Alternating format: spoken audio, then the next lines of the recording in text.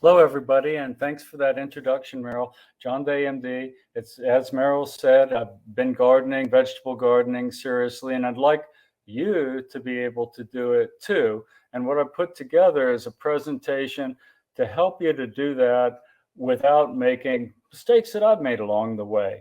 And anyone can make those. Anyone can make gardening mistakes, but you have to know. I mean, there's not a green thumb. People need to know that you have to get the plants what they need, and it's really predictable. And so your kitchen garden should be as close to your kitchen as possible. You'll see what's ready to harvest and cook, and you'll see weeds that need pulling and what the garden needs. It's also really nice to look at your vegetables growing. So to successfully grow vegetables to be a substantial part of your diet should ideally have 400 square feet or more, which is more than 20 feet from a tree. I mean, it's important to be far from the tree roots because the owls suck the water out of your garden. Perhaps further, even from a large tree. You should have a southern exposure to get adequate light for your plants. And light builds our food through photosynthesis. Less light makes less food. Fertile soil, which doesn't pool water, but you're also able to keep well watered, is important. A drip watering system with a timer works well in Central Texas. And we'll get into each of these things and how to make sure that you're able to do it right. Some areas might have fertile soil and regular rains, but you need to be certain that you can always give the plants what they need to live and grow. If you're considering the sun exposure of another site that's not close to your home, you can look at Google Maps and pick the overhead view with overlay, which will show you the north at the top of the screen, south at the bottom, trees, houses. And this can be a big time saver because you can say, well, this place might work. It has a good southern exposure and no big trees, or that place won't work.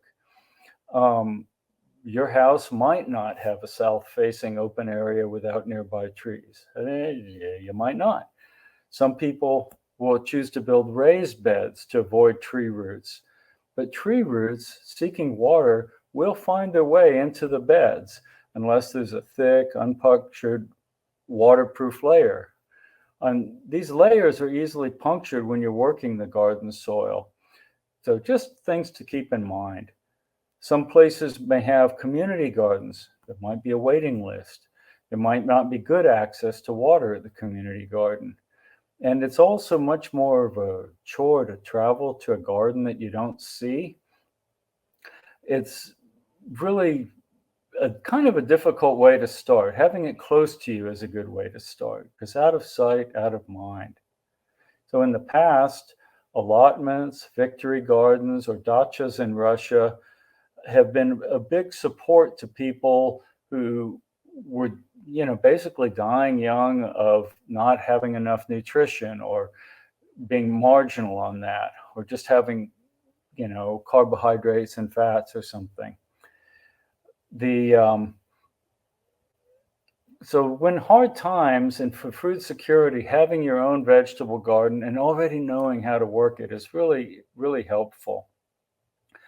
You might have a neighbor who has a good location for a garden who'd like to garden with you there, but be careful because territorial and food allocation disputes can easily arise, especially if you've not already cooperated closely with that person on projects. Now, your area, wherever it is, probably had agriculture before it had a city. You might be able to locate an old USDA soil survey from a century or more ago, which detailed what crops people readily grew without irrigation. I found this, and there's a link for it, for Lavaca County, Texas, from 1905. And it's a detailed view of post-Civil War agriculture. And you can find also current USDA maps of soil types at the Web Soil Survey. And there's a link for that too. And all of these links are on the 3 blog posts that I put together as a support for this, because this is really a way to get into doing it. It's not just a talk. This is a way to get into it. It's good to check the soil survey and maybe talk with local, nursery people about what soils are good for gardening in your area. And you can collect a soil sample from your prospective garden site and send it to your local agricultural extension service for analysis. I usually find that the basic test plus trace minerals plus organic matter gives me a good idea of what is in the soil and what amendments might be needed or what should be even avoided, because my soil in Austin has a high phosphorus content, so I'm trying not to put phosphorus into it, which changes some of my decisions about compost. So the soil analysis list by state is there as a link. You can determine if your soil is clay, loam, or sandy by feel. Clay and loam are typically rich and fertile. Sandy soils will need more frequent watering, and you might want to work in more organic amendment, more compost. Clay soils often crack when they're dry, and water may pool after heavy rains. So again, you want to be sure of what you've got and then do the right thing with it. This might seem like a lot to consider before even beginning, but there's really no virtue in trying to grow a vegetable garden in a setting where the plants won't have what they need. So you want to make sure that everything is lined up before you start so that your efforts will be fruitful. So the next step comes down to the actual preparation of the kitchen garden. That's step 2. And after you've located a garden area that'll have adequate light, a good southern exposure, you can dig all the way around the perimeter with a sharp shovel to determine if there are any tree roots entering your garden patch. If there are, and you can cut through them with the shovel, they'll probably grow back next year. You might want to put deep edging in, but that might not keep them out. But if there are large roots that you can't really cut through with a shovel, you may cut through them with a pickaxe, but they'll come back too. And that usually indicates that some tree is getting a lot of water out of that area, and it'll tend to overcompete against your annual vegetables. It's hard to fight a tree root. If there are a lot of rocks in the soil, there'll be a lot of work to remove. And in my Austin garden, I removed about 3 truck beds of rocks, one at a time. It took many days, weeks, hours, a lot of work with a broad fork, a lot of hands and knees digging of these rocks from clay soil. And you might not want to do that. You might have to pay someone else a lot of money to do that. And it might or might not be worth it to you, but it's good soil here. The soil in Yoakum, which the bigger garden pictures of that, oh, it's wonderful soil and didn't have many rocks in it either. So dense clay soils may benefit from working in some sand as an amendment. Sandy soils will generally benefit from working in rich compost, and they'll need regular watering since they don't retain water. It's good to send off your soil for analysis before you choose your amendments so that they can match your needs. And it's also important to consider how you'll get your amendments carried to your garden and how you'll work them in. A 400 square foot garden will need 2 to 4 cubic yards of composted mulch on top of the bed. So that's a nice thick layer of mulch to help keep the moisture in, and it'll sort of seep nutrients down and help keep weeds from growing. And so that's 2 to 4 loads in my little 25-year-old Ford Ranger with 4-banger. But I can only really carry half a yard of sand in that because it's so heavy. So things to consider. I said, sometimes the companies that provide this will deliver it to your home, but they'll typically dump it on your driveway, and then you'll need to get your wheelbarrow and carry it to your garden and shovel spread it carefully. And having a nice, carefully level layer is good. And if you're going to work your amendments in, then getting a layer there you can see that I'd taken the black plastic sheet off of the area, broad forking it in. I've put some amendments so you can see the different colors of bed that I'm working there. And so I look good in that picture. Anyway, and so the when you have to carry all this back to your garden, that's, you need a wheelbarrow, and you may get, sore wrists, sore arms. It's a lot of shoveling, and you want to carefully spread things around. There also tend to be a lot of weeds in any soil, weed seeds. So the covering with the bed with a sheet of black plastic for 4 to 6 months of sunny weather helps sort of cook under there, sprout the weed seeds, smother out grass and other weeds that you don't want. But you'll still need to work that soil. And I do pretty much no-till gardening, as I think the next presenter does, but after a couple of years of really working in amendments. So the black plastic, is pretty good, and there's a link to it, for being resistant to sunlight. And so you may cut it up and put it between your rows where you put your pavers, or around the perimeter of your garden to help keep weeds out.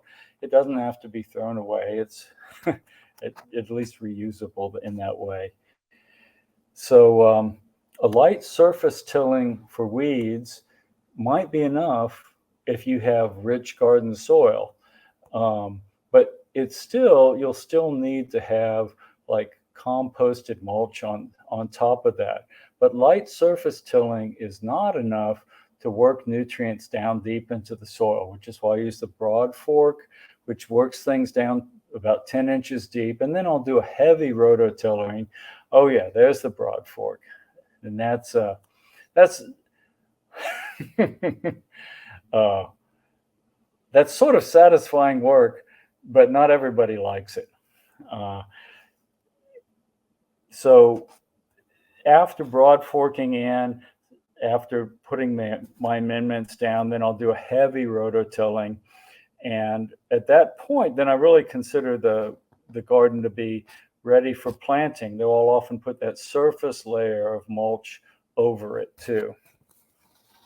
And so you may or may not want the pavers around. I like the pavers because, this is my garden, and I'll have 30 or 36 inches width of a row between these rows of 12 or 14 inch square pavers. You see the pavers in my granddaughter Tyler there. And so it's really nice to have that steady footing, to be able to straddle a row. So you may want, a narrower row than 30 inches or 36, but being able to step over a row and straddle a row is really nice in working it. And the rows of pavers there mean that even when it's really busting out for summer, like you may see there, that I have room to walk between the rows. And so it's your garden, and you want it to welcome you through the years. And so a lot of people don't put pavers, they just rototill. I do put pavers, I don't rototill. I spend a lot of time pulling weeds, but it's important that your garden invites you in to tend your vegetables. It's a sort of a special thing. And so, when actually growing it, there's another link that's in there that's to a blog post I put out in 2016 called Liberty Garden. I put it out on July 4th. And it has either a 3-bed or a 5-bed succession rotation gardening plan. And what I find is that doing multiples of the 3-bed, 3-year succession rotation gardening plan works really well. And it gives me a lot of flexibility. So if I have 6 rows, 6 beds, I can do those not identical. And also I'll say that if you have really just a summer growing season, then it'll be different for you. I get to grow certain things in the winter. I can grow the cabbage family in the winter. I can grow onions and garlic through the winter. I can grow salads and lettuces and beets through the winter. They're planting some, garlic in the fall that grows through winter, and then I'll harvest that in the late spring next year. So with this succession rotation gardening plan that's in that other link, if you don't have a winter growing season, it's still good to have legumes in a bed every third year because they help fix nitrogen in the soil. And considering, let's say, a 6-bed layout, which I have 9 beds in Yoakum, which really is nice, you might want a bed for the alliums, which is onions, garlic, and leeks, and a bed for the brassicas, which is kale, cabbage, broccoli, Brussels sprouts, and 2 separate beds for nightshades, one with maybe tomatoes and peppers, and one with potatoes and eggplant. And if you want a row for salads, beets, spinach, chard, and radishes, for instance, and maybe carrots in there, you might take off one of the nightshade beds. So it a lot depends on whether you have a summer and a winter growing season, but you can still have a good garden. And the reason to keep the beds in rotation is to avoid the buildup of pests and fungal disease in any one bed that you would get if you planted the same thing every year, and to even out the nutrient extraction in the beds over time. So some vegetables are light feeders, some are heavy feeders. And if you're working things through the beds and constantly rotating them on this schedule, you even out the nutrient extraction from the beds. And so that when you just spread your composted mulch, then the nutrients stay pretty stable over time. Sweet potato beds are different. Once you plant sweet potatoes in a bed, they're really going to stay there. And even if you harvest everything in the fall, you'll find they're coming back in the spring. And you don't want to use the sweet potatoes that are ornamental. You want to get the ones that are the rich orange or dark red sweet potatoes for food. So you have to be careful to get the right slips, or to buy sweet potatoes around Thanksgiving and then sprout them in water over the winter. And there's a link for growing sweet potatoes there. Typically, you'll want to go ahead and every fall, let's say September, October, when the leaves start to wither and brown, you'll dig up your sweet potatoes, and then they'll be there. They'll be there in the spring anyway. And but as long as you keep putting your compost down every fall, the sweet potatoes are not heavy feeders, and they'll do fine that way. What I'd like to say is that there's some other little things that I found that are helpful. Let's see. Cloches. This is like a mini greenhouse. This is a clear glass bowl. And so Thomas Jefferson used cloches, and there are some. And so before a hard freeze, I trimmed a lot of the cabbages, the kales, and the spinaches, and put these over them, and they came through fine. And also at end of December for our area, I planted little tomato seeds under them, and those have come up fine. And it looks like we're out of a freeze risk right now. So I've taken them off, and the little tomato plants are coming up. That's last year, but we get tomatoes here. And another thing that I'll say about these is that they chip and crack easily, so don't stack them. Somebody had left a comment on the blog posts that I put up, or that are supportive to this lecture, and it's about this stuff Grazon, Grazon.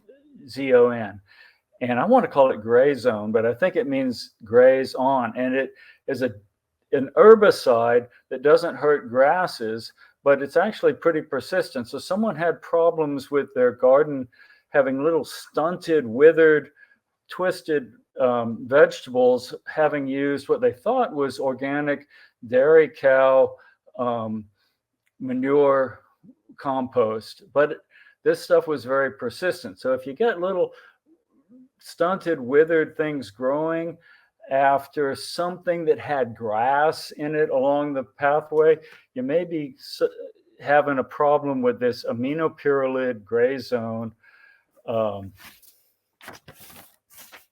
defoliant. And so it doesn't hurt grasses, which is like corn and grasses, but all the broadleaf plants, it's bad. I've probably gone over my time. Thank you for watching. I hope this is of service to you. I hope this enables you to actually grow a real vegetable garden.